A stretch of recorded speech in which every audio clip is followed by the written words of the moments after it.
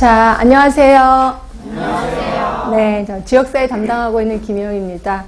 자, 우리 여름에 이론 2달간 충분히 했습니다. 그리고 잠시 여러분 스스로 공부할 시간 갖고 지금 이 자리에 이제 마지막 실력 발휘하려고 이 자리에 섰습니다. 맞지요? 네, 분명히 2달간 이론을 했습니다. 그런데도 여러분은 변함이 없어요. 그렇죠? 그래서 여러분의 한 매력이라고도 볼 수 있는데 그때 당시에 제가 분명히 이렇게 이런 개념을 알려드릴 때 여러분이 되게 신기하셨거든요. 와, 저런 게 있구나. 저렇게 쉬운 게 있구나. 신기하다. 그런 얼굴 표정을 지금도 똑같이 하고 있습니다. 그죠? 되게 신기한 게 똑같은 개념을 똑같이 가르쳐 주는데 얼굴 표정 하나 똑같아요. 그래서 되게 신기합니다. 그래서 처음에는 배신감도 느꼈어요. 아니, 그때 가르쳐 줬는데 또 이래? 뭐지? 되게 배신감도 느꼈거든요. 근데 제가 마음을 다잡았습니다. 여러분은 스폰지다. 스폰지. 혹시 집에 스폰지 계시죠? 스폰지 딱 보면 어때요? 물을 먹어도 계속 그 모양 그대로입니다. 그죠? 항상 변함이 없어요. 계속. 여러분 똑같아요. 제가 어떤 걸 가르쳐드려도 똑같아요. 변함이 없습니다. 근데 언젠가는 요 속에 있는 머금은 것들을 언젠가는 쏟아낼 겁니다. 언제 쏟아낼까요? 예. 국시장에 가서 꽉 쏟아낼 겁니다. 지금은 쏟아내지 않으셔도 돼요. 네, 분명히 그때 쏟아낼 겁니다. 그래서 저는 믿고 계속 집어넣기만 하겠습니다. 제가 감히 여러분한테 물어보진 않겠습니다. 그러니까 여러분들은 표현 안 하셔도 되고요. 그냥 집어넣기만 하시면 된다 라고 보시면 돼. 자, 그렇게 해서 제가 지금도 역시 계속해서 반복을 하겠습니다. 자, 우리 이미 아시는 것처럼 크게 4단계로 네 부류를 나눌 수 있는데, 자, 요구 사정, 기획, 그 다음에 인구 집단별 건강관리, 안전과 환경. 그래서 크게 4개로 나눌 수 있습니다. 그러면 시험 문제는요, 대부분 10개. 그래서 10개, 5개 정도 나올 겁니다. 그렇죠? 그래서 35개 문제가 나오는데 올해 문제 공개되는 건 아시죠? 네, 문제가 공개되니까 문제가 쉬워진다, 어려워진다? 어려워진다. 근데 어려워지긴 어려워지는데, 그렇죠? 어려워지긴 어려워지는데 교수님 주관적인 문제는 안 낼 겁니다. 왜냐하면 혹시라도 잘못했다 망신당할까봐. 왜냐면 각 대학에 있는 교수님들이 조금씩 문제를 내거든요. 근데 내가 문제를 냈는데 그게 틀렸어. 그게 오타가 났어. 그럼 이거 학교 망신이거든요. 그래서 어렵게 내긴 냈는데 책에 그대로 있는 내용을 낼 겁니다. 결국 이론에 조금 더 충실하면 되겠구나 라고 생각하시면 되고요. 근데 어렵게 내는 이유 중에 하나가 우리도 자존심 상하거든. 왜냐하면 의대들은 합격률이 70%예요. 근데 우리 간호사 국시 합격률 90 몇 %잖아요. 조금 자존심 상하잖아요. 우리도 전문가인데. 그래서 조금 어렵게 내긴 내는데, 이제 뜬금없는 주관적인 의견에 의한 그 문제가 아니라 책에 있는 걸 그대로 낼 거다. 꼬지는 않을 거다. 이렇게 꼬거나 비틀거나 이러지는 절대 않을 거다. 결국 우리는 이론에 조금 더 충실하면 되겠다라는 생각을 하시면 됩니다. 자, 그래서 자, 특히 요구 사정 같은 데는 역사 부분 좀 시험 문제에 나올 수밖에 없어요. 얘는 계속해서 끊임없이 나오는 건데요. 예전에는 역사를 하나만 알면 한 문제를 풀 수 있었어요. 근데 한 문제 안에 한 5개, 6개는 알아야 된다. 이렇게 보시면 돼요. 그래서 그렇게 복합해서 문제가 좀 나올 것 같고요.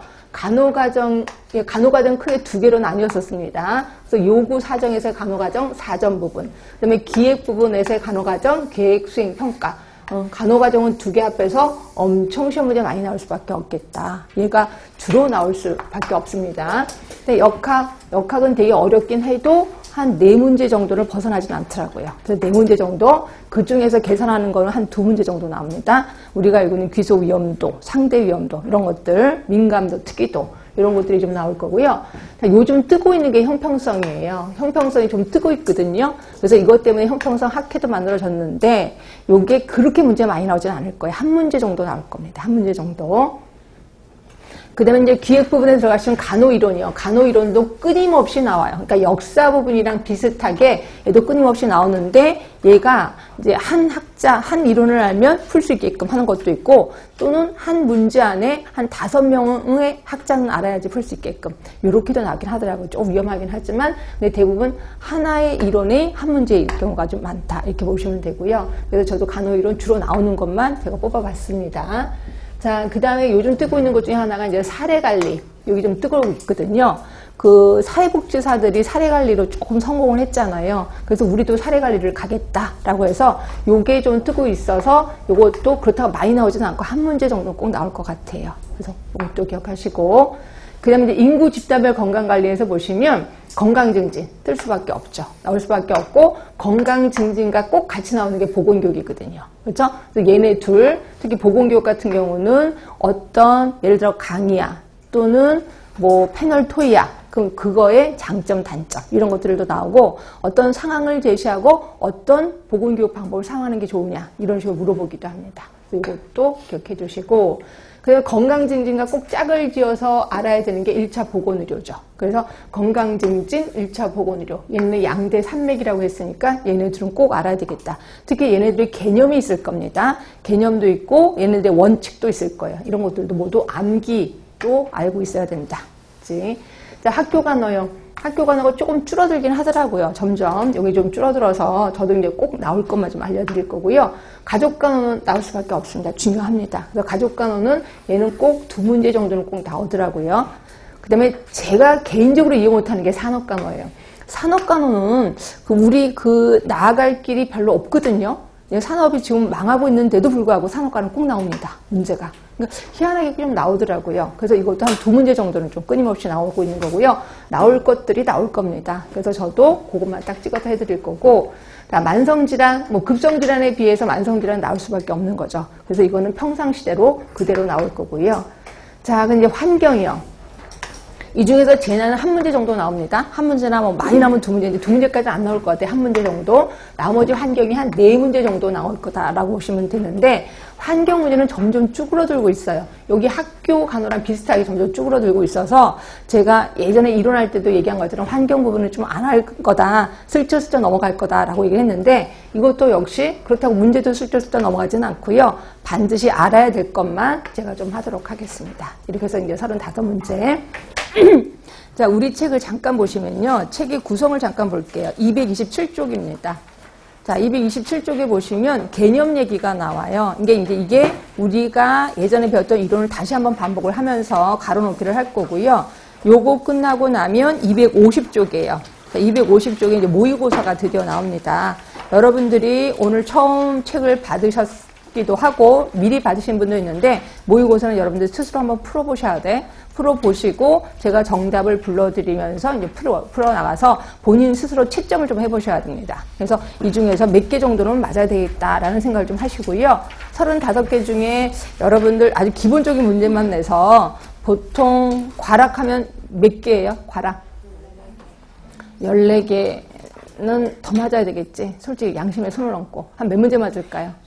20개 정도 맞아야 되겠다라고 생각하시면 돼. 그래서 20개 정도 맞으면 괜찮겠구나라고 보시면 되고요. 그래서 여러분들이 계속해서 문제 푸는데 20개가 안 나와. 그러면 저한테 개별적으로 오셔야 됩니다. 뭐가 어떻게 머릿속이 그렇게 돼 있는지 구조를 좀 제가 알고 위해서 개인적으로 제가 면담 들어가겠습니다. 그러니까 이거는 여러분들 스스로 저한테 이제 오시면 제가 좀 얘기를 해드리겠습니다.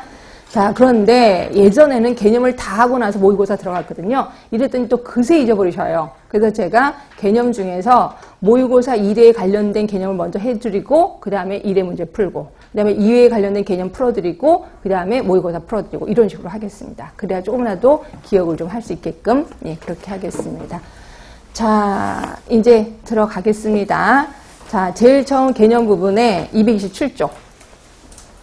자, WHO가 제시한 건강의 정의 당연히 알아두셔야 되겠죠. 자, 이거는 시험 문제에 나오든 안 나오든 그냥 알아두셔야 돼. 자, WHO가 제시한 건강의 정의, 단순히 질병이 없거나 허약하지 않은 상태만을 의미하는 것이 아니라 자, 무슨 적? 신체적, 정신적, 사회적. 그리고 마지막에 영적인 것도 들어가긴 했었다. 근데 지금은 현재 없다. 라고 얘기했었을 거예요. 지금 현재는 없습니다. 한번 영적인 게 슬쩍 들어갔다가 지금은 없어졌어. 그런데도 불구하고 우리 간호학 책에는 영적인 게 들어가 있어요. 그래서 제가 이걸 자꾸 못 지우는 것 중에 하나입니다. 그러니까 지금은 신체적, 정신적, 사회적인 거야. 근데 한때는 영적인 게 들어간 적이 있었다. 이렇게 알고 계시면 되고요. 자, 지역사회 간호사의 역할, 시험 문제 매번 나옵니다. 꼭 한 문제씩은 꼭 나와요. 그치? 그러면 어떤 식으로 문제가 나오느냐, 어떤 상황을 제시하고 이거는 지역사회, 간호사의 무슨 역할이냐 이렇게 나옵니다. 그러니까 여러분들이 읽어보시고 딱 생각을 하셔야 돼. 자, 첫 번째, 대상자에게 발생한 건강 문제에 대해서 간호를 제공한대요. 당연히 간호제공자겠지 뭐. 이런 것들은 말로 뜻풀이를 좀 하시면 됩니다. 자, 두 번째입니다. 주민의 의사결정 과정에 영향력을 행사한대요. 그래서 바람직한 방향으로 이 사람이 병원에 안 가려고 해. 그런데 그런 사람에게 병원에 가게끔 의사결정 과정에 영향력을 미치는 거 뭘까요? 변화 촉진자. 변화 촉진자. 이분은 시험 문제 자주 나옵니다. 변화 촉진자는. 자, 세 번째입니다. 미혼모가 미혼모 시설에 들어갈 자격이 있어 없어? 권리가 있어 없어? 예, 있습니다. 근데 이 사람이 무지해서 미혼모 시설에 못 들어가는 거예요. 그래서 들어가게끔 관계기관을 방문하는 등의 일을 추진했어. 자, 권리를 찾아준 겁니다. 권리를 찾아준 걸 뭐라고 할까요? 옹호자라고 합니다. 옹호자. 자, 이것도 시험에 자주 나옵니다. 변화 촉진자 옹호자. 자, 네 번째예요. 지역 주민의 건강 증진을 위해서 자료를 수집하고 분석하는 등의 연구를 수행했다. 연구자겠지 뭐. 연구하였다니까. 자, 다섯 번째입니다. 대상자의 건강을 위해서 물리치료사와 협조해서 가정을 방문했다. 말 그대로 협조자고 보기 협조자가 없네. 그러면 팀 요원이 되겠구나 라고 보시면 돼. 팀 요원입니다. 자, 역사 부분은 좀 뒤에 하겠습니다. 자, 뒤로 갈게요. 228쪽에 4번. 자, 빈칸을 입력하시오. 요거 기억하시죠? 그 유명한 3대 원칙. 그러니까 6개 개념. 기억하시죠? 자, 요게 뭐냐면 지역사회 간호의 대상이었습니다. 그리고 지역사회 간호의 목표였었고요. 그리고 요 밑에 게 지역사회 간호의 활동이었습니다. 그래서 굉장히 유명한 3개의 개념이 있고 요 3개를 연결하는 또 3개의 개념이 있습니다. 자, 대상과 목표를 연결하는 게 기능 연속 지표 있었습니다. 기능 연속 지표. 그리고 목표와 활동을 연결하는 게 간호수단. 그리고 대상과 활동을 연결하는 게 그 유명한 간호과정. 그래서 아주 예전에는요, 이렇게도 나왔었어요. 지역사회 간호대상과 활동을 연결하는 건 뭐냐? 연결하는 개념은 뭐냐? 이런 식으로도 나왔었거든요. 그래서 요 6개는 좀 기억해 구시고, 또 어떤 경우 이런 것도 나왔어요. 기본적인 3대 개념은 뭐냐? 기본적인 3대 개념은 이거죠. 대상, 목표, 활동. 기본적인 거죠. 또는 6개 개념은 뭐냐? 그 6개를 다 그냥 얘기하시면 되는 거예요. 그래서 이건 좀 기억해 주시는데, 자, 지역사회 간호대상은 말 그대로 지역사회. 그렇죠? 지역사회에 대해서는 나중에 좀 이따 배울게요. 그러면 지역사회 간호의 목표는요? 예, 이거는 적정 기능 수준의 향상. 적정 기능 수준의 향상. 적정 기능 수준이 뭔데요? 말 그대로 셀프 케어. 그러니까 셀프 케어, 자가 간호 능력을 향상시켜주는 게 우리 지역사회 간호의 목표입니다. 그러면 지역사회 간호 활동은요, 4개 있었었는데. 하나가 직접 간호 제공. 그 다음에 두 번째가 보건 교육. 그 다음에 세 번째가 관리 또는 행정이라고 하죠. 행정. 그 다음에 네 번째가 지역사회와의 연계. 지역사회와의 연계. 요게 활동이라고 얘기를 했고요. 자, 수단은 뭐라 그랬어요? 보건교육을 위해서 내가 가정방문을 했어. 그럼 가정방문이 수단이 되는 거죠. 그래서 이 수단은 되게 많습니다. 수단은 가정방문도 있고, 그렇죠? 또 내가 이동차를 타고 이동선, 배를 타고 각 선마다 가서 내가 직접 간호 제공을 했어. 그러면 이동선, 그 배가 수단이 된다라고 보시면 돼. 이동선 또는 이동차, 뭐 이런 것들이 모두 수단이 된다라고 보시면 되고요. 간호과정은 워낙 유명하니까 이거 좀 이따 다시 한번 확인할 거고요. 하여튼 이게 모두 중요한 6가지 개념입니다. 그래서 거기다가 하나씩 써 넣으시면 되고요. 자, 그 다음에 제가 7번 또 들어갑시다. 7번. 229쪽에 7번입니다. 자, 지역사회 적정기능 수준, 아까 지역사회 간호의 목표라고 표현했습니다. 이러한 지역사회 적정기능 수준에 영향을 미치는 요소, 얘가 조금 기본으로 좀 예전에 나왔었는데 요새는 대놓고 나오진 않던데, 하여튼 적정기능 수준에 영향을 미치는 요소들입니다. 되게 많긴 하는데 외우기도 그렇고 감으로 잡으셔야 돼. 자, 개인의 행동 요인 당연히 미치지요. 자, 보건의료 전달 체계 당연히 미칩니다. 환경 당연하지요. 사회문화 당연합니다. 대인관계 요인은 아니에요. 여러분들은 대인관계 요인에서 스트레스 받으니까 있지 않을까요? 아니요. 그거에는 제시하지 않았었습니다. 그래서 답은 5번인 거고요. 요 4개 중 1, 2, 3, 4 중에서 가장 큰 영향을 미치는 건 뭘까요? 개인 행동 요인이에요. 행동 요인이 가장 큰 영향을 미친다. 그렇게 해서 5 정도 알아두시면 되고요. 자, 그 다음에 뒤로 가시면 20번입니다. 20번. 자, 우리 간호과정 기억하시죠? 간호과정의 순서. 자, 요거 아시죠? 뭐예요? 제일 처음 사정. 자, 그 다음이 진단. 옳지. 그 다음이 계획. 그 다음이 수행. 그 다음이 평가입니다. 이거를 물어보는 시험 문제는 하나도 안 나와. 너무 쉬워서요. 그러면 어떤 게 나오느냐? 사정 안에 뭐가 들어가느냐? 진단 안에 뭐가 들어가느냐? 이렇게 문제가 나와요. 다음 중 사정 단계에서 행하지 않아도 되는 거. 사정 단계에서 해야 될 거는 뭐냐? 이런 식으로 나옵니다. 그럼 사정의 제일 처음 단계는 요구도 사정이죠. 요구도 사정합니다. 그리고 나서 이거 갖고 분석을 하는 거죠.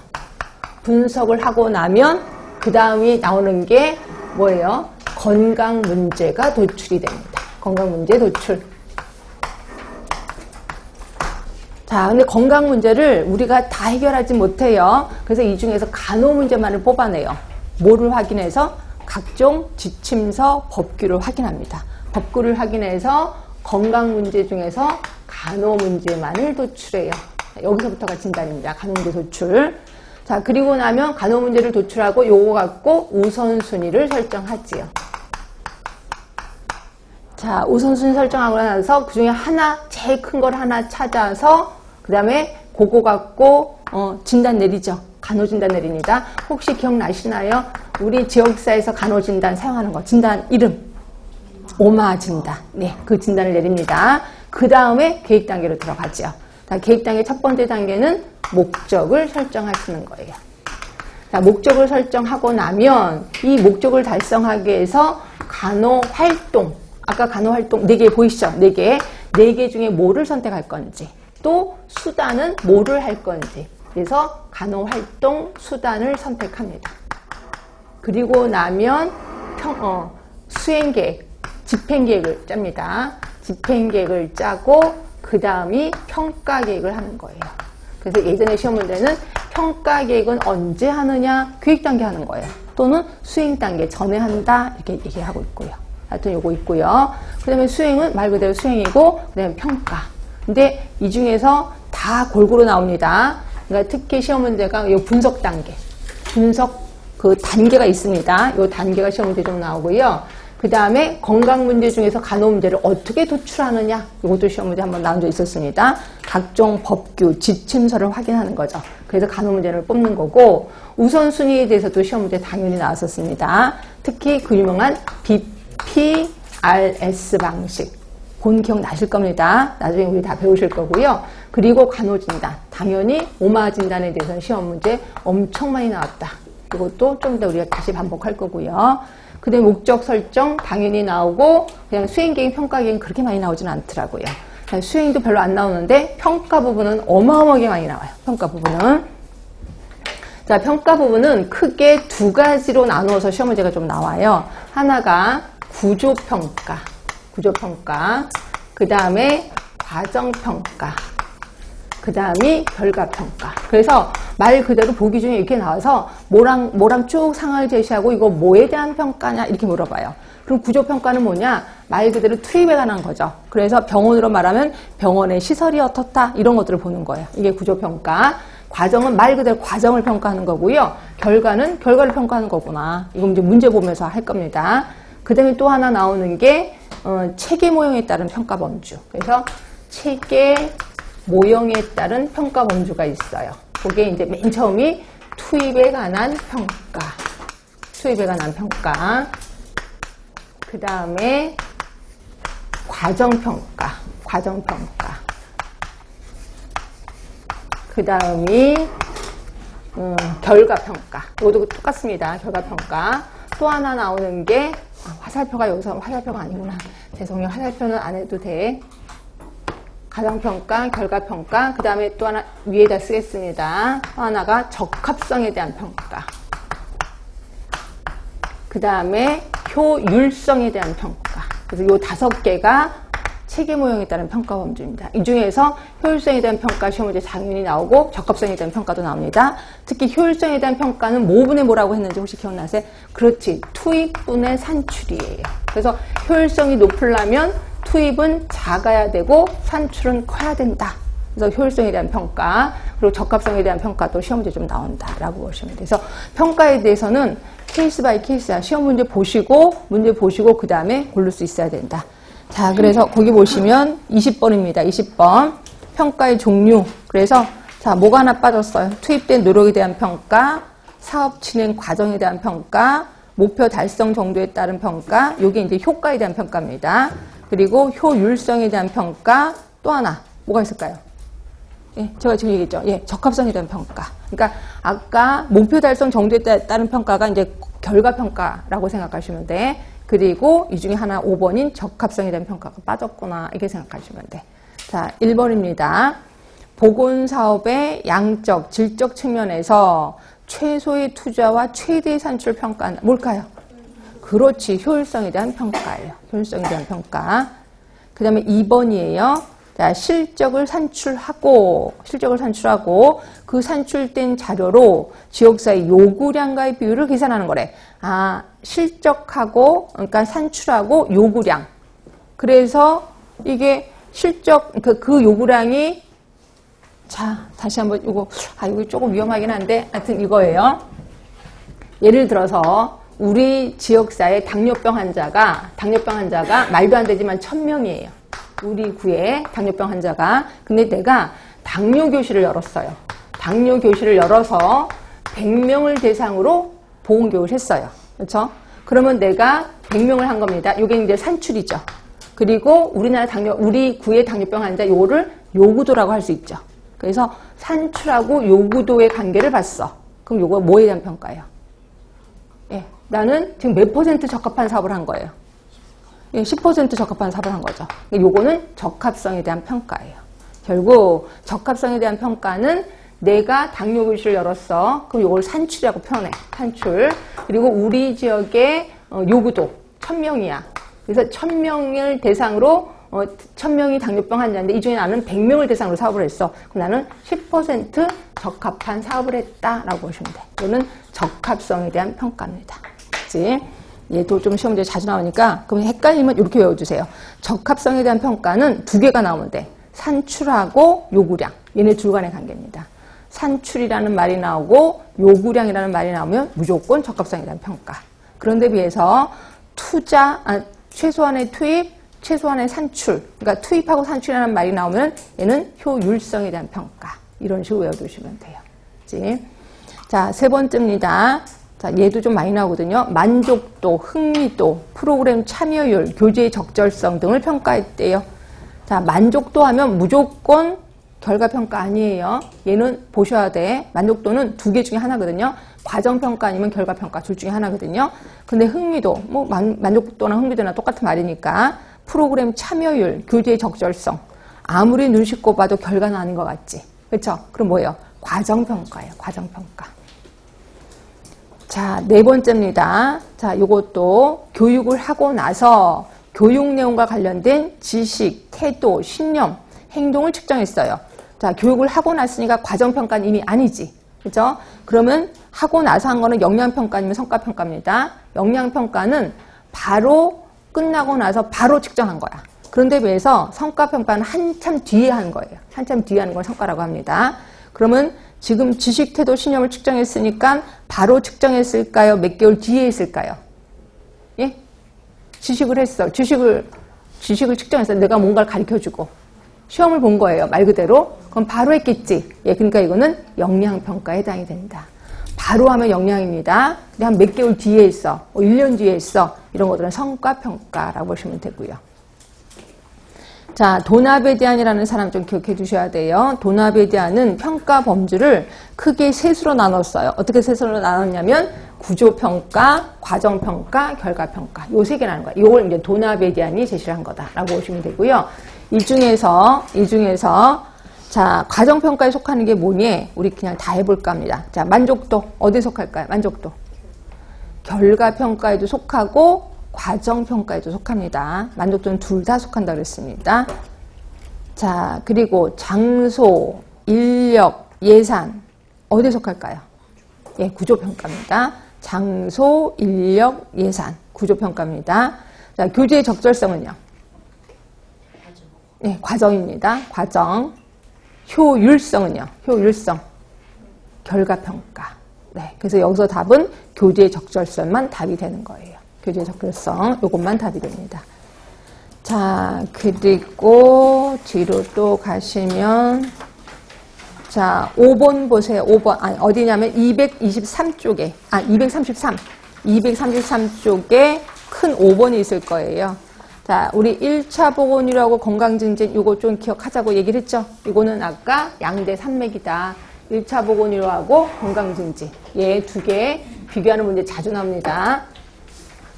자, 이론에서는 제가 분명히 얘기했는데 혹시 기억하실려나 모르겠는데 이론에서 제가 역사적인 거를 얘기하면서 제가 45년에 한 번 끊었고 그 다음에 80년에 한 번 끊었고 제가 또 95년에 한 번 끊었었을 겁니다. 기억나시나요? 요거 봤던 거. 그래서 제가 80년부터는 1차 보건의료가 수행이 됐다. 이렇게 표현했고요.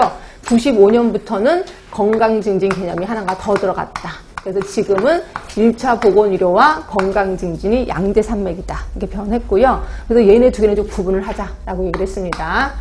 자, 생각나는 대로 좀 얘기를 해주세요. 1차 보건의료가 있고 건강증진이 있어요. 자, 어디까지 생각나실래나? 자, 1차 보건의료 하면은 백그라운드가 되는 국제회의가 있습니다. 혹시 기억나세요? 국제회의 이름. 네? 국제회의 이름. 응? 예, 알마타. 그치? 구소련의 알마타 회의. 몇 년이었는지 아세요? 예, 78년. 그렇지. 기억하시네. 78년 구소련의 알마타 회의가 백그라운드가 되는 국제회의입니다. 그런데 비해서 건강증진은요? 캐나다 오타와 회의입니다. 캐나다의 오타와 회의. 자, 몇 년이었냐면 86년이었습니다. 그렇죠? 그럼 요 개념을 그대로 우리나라가 받아들여서 법을 하나 만들었죠. 그 법이 무슨 법인지 아세요?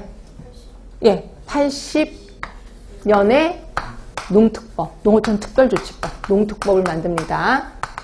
자, 그러면 건강증진 요 개념을 그대로 받아들여서 우리 또 법 만들었죠. 몇 년?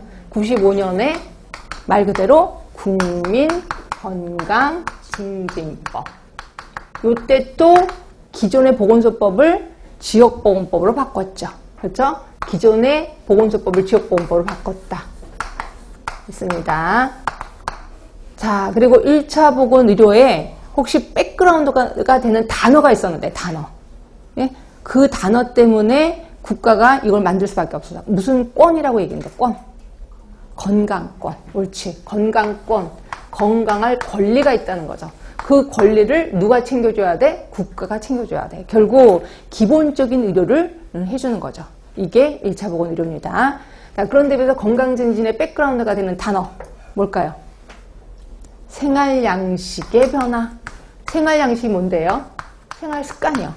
생활습관을 변화시킨다는 거죠. 이게 백그라운드가 되는 단어입니다. 핵심이 되는 단어. 그러면 개인의 생활양식을 변화시키기 위해서 가장 좋은 수단이 뭐게요? 보건교육이에요. 보건교육. 그래서 제가 건강증진과 보건교육 같이 쓴 겁니다. 보건교육이에요. 여기가 핵심이 되는 단어들이고요. 그리고 1차 보건의료는 이것도 외우셔야 하는데 4개의 A가 있어요. A로 시작되는 영어 4개의 A가 있습니다. 그리고 건강증진은 3대 원칙이 있어요. 원칙. 이거 외워두셔야 돼. 조금 힘들어도 외워두셔야 돼. 자, 4개의 A는 아예 대놓고 시험 문제 나왔었거든요. 그래서 4개의 A가 아닌 거 뭐냐? 이런 식으로 나와져 있었습니다. 자, 혹시 기억나시는 분? 네, accessible. 네, 또 acceptable. 또 affordable. 또 하나가 active. 있었습니다. 외우셔야 돼. 자, 그 다음에 3대 원칙은 자, 옹호. 그 다음에 역량 강화. 그 다음이 연합. 아예 대놓고 나옵니다. 이거 외우실 수밖에 없어요. 하여튼 이게 건강증진의 3대 원칙. 그리고 1차 보건의 4대 A. 4개 A. 이렇게 해서 외워주실 수밖에 없습니다. 기억해 두셔야 돼. 이거 나중에 이런 책 자주 보면 다 있긴 있으실 겁니다. 자, 그러면 요거 말고도 1차 보건의료의 개념이 있고요. 건강증진에도 5대 또 개념이 있거든요. 요거는 지금 책에 없는 겁니다. 지금부터 할 그 5번 문제는 여러분들이 보고 이거는 1차 보건의료다. 이건 건강증진이다. 라고 분명히 우리 이론할 때 배웠거든요. 한번 기억을 되살려 볼게요. 자, 1번입니다. 건강에 이로운 공공정책 수립부터 먼저 한대요. 자, 이거 1차 보건의료일까요? 건강증진일까요? 건강증진이에요. 공공정책부터 먼저 수립한대요. 자, 정책을 수립하고 나서 그 다음에 건강지향적인 환경을 조성할 거래. 지금처럼 금연구역을 많이 만들 거래. 이거 뭘까요? 건강증진 개념이에요. 건강증진. 자, 세 번째입니다. 지역 주민들의 적극적인 참여래. 지역 주민들이 참여하는 거래요. 요게 1차 보건의료예요. 그럼 건강증진은 뭐라고 표현했는데요? 지역 주민들이 직접 활동하는 거예요. 참여가 아니라 직접 활동하는 겁니다. 조금 액티브해요. 그게 건강증진. 자, 네 번째입니다. 주민들의 지불 능력에 맞게 제공한대요. 돈을 좀 내놔봐. 그리고 지불 능력에 맞게 제공한대요. 요게 1차 보건의료. 그래서 1차 보건의료 하면은 누구 생각나세요, 혹시? 보건진료 전담 공무원 기억하시죠? 예, 보건진료 전담 공무원, 보건진료소요. 보건진료소 가면 돈 내야 되잖아요. 네, 이거 지불 능력에 맞게 제공합니다. 자, 개개인의 기술 개발, 이게 뭐냐면 역량 강화요. 건강 증진을 위한 기술 개발이야. 그러니까 요거는 뭐예요? 건강 증진을 얘기하겠구나. 건강 증진입니다. 그 다음에 주민과 가장 가까운 위치에서 제공한대요. 가장 깡시골로 넘어가는데, 깡시골로. 예? 그게 뭐죠? 1차 보건의료죠. 1차 보건의료. 자, 그래서 여기에 있는 단어들, 이렇게 문장만으로도 1차 보건의료인지 건강증진 개념인지 좀 확인하시는 것도 괜찮습니다. 자, 이것도 나중에 이제 문제 나오면 다시 한번 확인해 보겠습니다. 자, 그 다음에 어디로 갈 거냐면 235쪽이요. 235쪽에 진료비 보상제도. 이건 웬만하면 아시더라고요. 행위별 수가제. 아시죠? 이건 다 아시죠? 우리나라. 아시지? 인두제 하면 선언하는 거. 나라. 사람 머릿수대로 주는 거. 영국. 생각하셔야 돼. 영국은 사람 머릿수대로 돈을 주고 있습니다. 의사한테. 자, 포괄수가제도 아시죠? 포괄수가제 하면 세트 판매. 우리나라에서 하고 있을까 안 하고 있을까요? 하고 있습니다. 이것도 아실 거예요. 제가 따로 설명 안 드려도 아시더라고요. 그 다음에 총괄계약제, 총액계약제 하면 어느 나라? 독일. 생각하셔야 돼. 그래서 총액을 계약한다. 얘기를 했습니다. 상대가치수가제, 이거 우리나라에서 해야 하네요. 하고 있습니다. 상대가치수가제는 제가 요거 얘기했었는데, 자, 기본이 뭐냐면 행위별 수가제예요. 근데 행위 하나하나마다 가치를 매긴다 그랬습니다. 어떻게 가치를 매기냐면, 자, 내가 근무 중에 맹장수술을 했어. 맹장수술, 내가 의사인데, 또 응급으로 새벽에 나와서 맹장수술을 했어. 어떤 게 더 가치가 있어요? 예, 응급이 훨씬 가치가 있습니다. 이때는 1.2배를 해주는 거지. 그리고 근무 중에, 어차피 근무 중이잖아. 이때는 0.8배를 해주는 거죠. 그러면 전체적인 의료비는 어떻게 된다? 예? 전체적인 의료비는 똑같아진다? 아니 떨어진다? 똑같아져요? 아니죠. 응급은 그렇게 많지는 않잖아. 그러니까 전체적인 의료비는 다운될 수밖에 없다. 이걸 우리 상대가치수가제라고 하는 겁니다. 그치? 가치를 매기는 거예요. 그래서 우리나라 이거 현재 하고 있습니다. 자, 봉급제는 월급제니까 아실 거고요. 그치? 자, 그러면 그 인두제는 아실 것 같고 총괄계약제 좀 생각이 안 나는 것 같아서 다시 설명드릴게요. 자, 독일 건데요. 총괄계약제는 독일은 조합이라는 이름으로 조합이 1000여 개가 있어요. 질병금고라는 조합으로 우리나라의 공단이라고 생각하시면 돼요. 천여 개의 조합이 있는데 이 중에서 어느 조합에 들지는 자기 마음대로 해요. 근데 조합마다 각기 내는 보험료가 다르다라고 보시면 돼. 그러면 내가 제일 돈이 없으니까 싼 곳에 들어야 되겠다. 제가 여기 들었습니다. 그래서 달달이 제가 보험료를 낸단 말이에요. 그런데 이 조합하고 계약을 맺은 병의원이 있어. 그렇죠? 그러면 나는 아프면 여기 병의원만 가야 돼. 다른 데 못 가는 겁니다. 그러면 총괄계약제는 뭐냐? 여기 조합이랑 병의원 총대표자가 만나서 1년에 한 번씩 계약을 하는 거예요. 계약을 해서 총계약을 딱 총액을 줘. 그럼 그 돈 갖고 자기네들이 나눠 먹는 거다. 이렇게 보시면 돼. 그래서 이거를 총액 계약제 또는 총괄 계약제 이렇게 표현하는 거죠.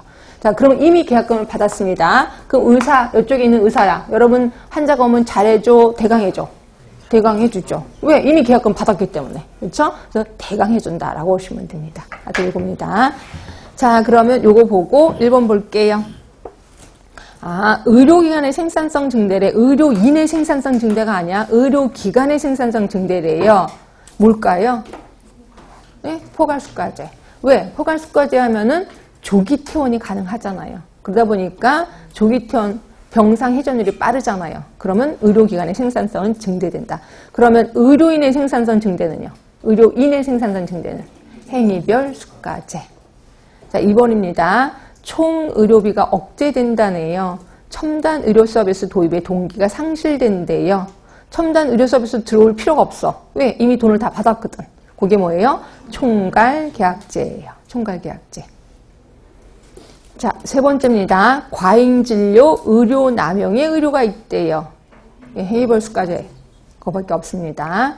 자, 네 번째예요. 진료의 계속성이 증대되는데 이 사람을 계속해서 한 의사가 진료를 하는 거예요. 계속성이 증대된대. 그리고 환자의 후송이나 의뢰가 증가된다. 여기 뭐냐면 인두제죠. 그렇죠? 한 사람 나한테 명단이 왔어. 이 사람이 계속 진료볼 수 있는데 대부분 인두제 하면은 요것도 고개를 까타신 분이 있어서 제가 다시 한번 인두제 얘기하겠습니다. 인두제 하면 영국이라고 그랬습니다. 영국에서는 자, 일반 의사가 있고 전문 의사가 있었습니다. 자, 일반 의사예요. 개업이라고 표현해. 그리고 전문이 있습니다. 그래서 내가 의대를 졸업하고 일반 의사가 된 거야. 그러면 병원 건물이 이미 국가에서부터 주어진다라고 얘기를 했고, 여기 들어가면은 3,500명의 환자 명단도 이미 있습니다. 그럼 나는 3,500명만 관리를 하면 되는 거예요. 그러면 돈은 어떻게 받는데? 환자한테 돈 하나도 안 받아요. 그럼 국가로부터 1인당 얼마 곱하기 3,500명 해서 돈을 월급으로 받고 있어요. 그래서 인두제라고 하는 거고, 그런데 지금 여기까지는 다 좋아. 근데 문제는 뭐냐면 여기서 쓰고 있는 소모품이요. 예를 들어 환자 때 줄 감기야, 그 다음에 뭐 데일밴드 이런 거 모두 다 누구 돈으로 사야 돼? 의사 돈으로 사야 된다는 거죠. 그러니까 결국 내 돈으로 사서 환자한테 줘야 되는 거야. 그럼 환자가 감기약 3일 달래. 줄까 안 줄까? 안 주지. 웬만하면 참으세요. 이렇게 얘기하는 거죠. 하여튼 요겁니다. 그런데 근데 이 환자가 굉장히 큰 수술을 해야 돼. 또는 더 많이 꼬매야 돼. 이럴 때는 나 못해. 우리 여기 자료 없어. 이러면서 큰 병원에 무조건 보낸단 말이에요. 그럼 큰 병원에 보내면 여기서 마이너스 1이 되지 않을까요? 아니에요. 마이너스 1은 안 되고 그냥 이 사람은 치료받고 다시 오게끔 돼 있습니다. 그 웬만하면 툭 하면 보내는 거죠.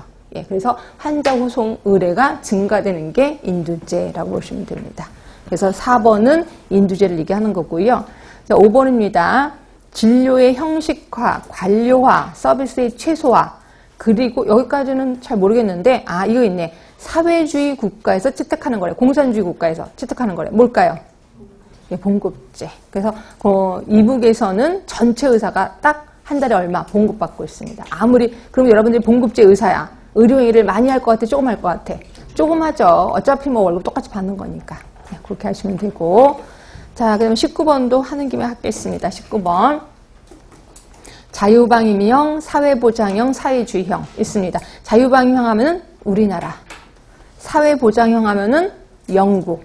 국가가 다 해주는 거. 사회주의형 하면은 북한. 생각하시면 돼. 자, 의료의 배급화 현상이 일어나는 거예요. 당연히 사회주의형이겠지. 그런데 사회보장형에서 일어납니다. 영국에서도. 자, 예방에 치중하는 거 어딜까요? 예방에 치중하는 거. 예, 사회보장형, 사회주의형. 두 군데 다 일어납니다. 자, 세 번째, 높은 의료의 질적 수준, 자유방위형. 자, 네 번째입니다. 건강은 본인이 책임져야 된대. 본인이 알아서 해야 돼. 국가가 관여 안 해. 뭘까요? 자유방위형. 다섯 번째입니다. 보건의료의 질적 수준이 떨어진대요.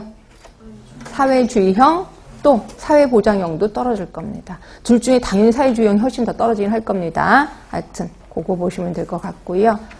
자, 이렇게 하시고 조금만 쉬셨다가 마저 하도록 하겠습니다. 조금만 쉬겠습니다.